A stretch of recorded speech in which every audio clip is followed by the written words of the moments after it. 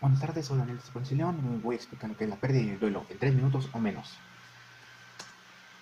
El concepto general de pérdida. La pérdida, desde el punto de vista personal o social, nos hace una referencia a dejar de tener algo, a ya no poseer algo, no puede ser intangible o tangible, que estaba en nuestro patrimonio, en nuestra posesión o entre nuestros afectos y ya no lo tenemos o ya no lo podemos poseer. Los tipos de pérdida. Los tipos de pérdida, vamos a hacer la pérdida de vida, que es una pérdida total. Puede ser de terceros o la propia vida a causa de siniestros, algún accidente o enfermedades terminales. El aspecto de sí mismo, la pérdida de aspecto de sí mismo como la pérdida de salud. Aquí pueden aparecer tanto la pérdida física, psicológica, motora, referida a partes de nuestro cuerpo, por ejemplo las imputaciones, incluyen las capacidades sensoriales, cognitivas, motoras o psicológicas. En las pérdidas de objetos, es una pérdida material, en este podemos incluir ya sea el trabajo, ya sea un juguete, ya sea las llaves, objetos de nuestra vida cotidiana, puede ser una computadora, un celular. En la pérdida emocional es de tipo afectivo y ahí puede ser la pérdida de emociones o de un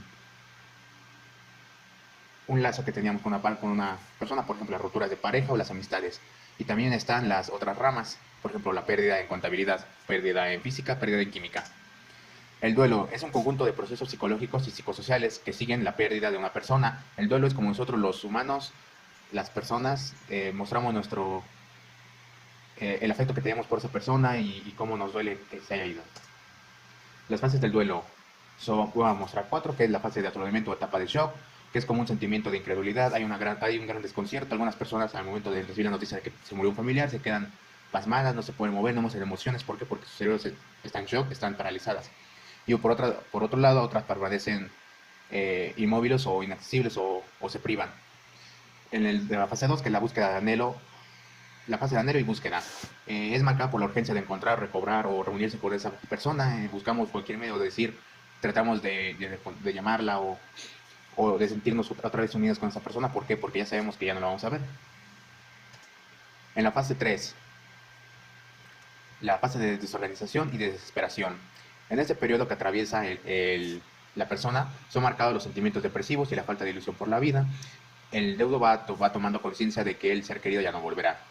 Y la fase 4, que es la fase de reorganización. La fase 3 ya es la aceptación y esta es reorganización. Una vez que ya aceptamos que el familiar ya no va a volver, podemos rehacer nuestra vida, volvemos a hacer nuestras actividades cotidianas que hacíamos, tomamos otra vez la rutina que llevábamos. En otras, según Kubler, las etapas de la pérdida es la negación. No queremos aceptar que la persona se murió. Después sigue la ira o un enojo hacia sí mismo y hacia esa persona por morirse. Después llega la negociación. Hacemos como que negociamos con nuestra deidad o tratamos de decir, pues, ¿sabe qué? Regrésamelo o algo parecido. Después sigue la depresión, nos ponemos depresivos, nos ponemos tristes. ¿Por qué? Porque ya se perdió ese lazo con esa persona y al final llega la aceptación y un aprendizaje. Como conceptos así rápido, la depresión. La depresión se puede describir como el hecho de sentirse triste, melancólico o infeliz.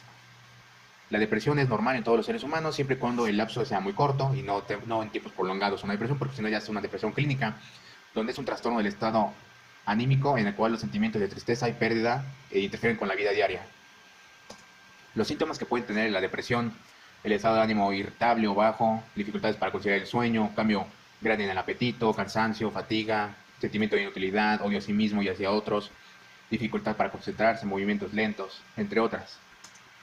Hay diferentes tipos de depresión. Puede ser la depresión mayor, el trastorno depresivo persistente, la depresión posparto,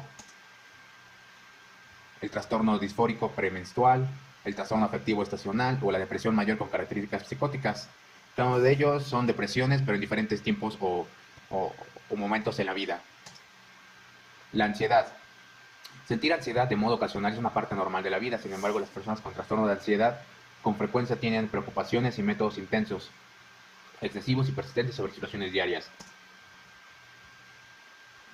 Algunos de los síntomas son sensación de nerviosismo, agitación o tensión, la sensación de peligro a cada momento, el aumento del ritmo cardíaco, el aumento de una respiración acelerada, hiperventilación, sudoración, temblores.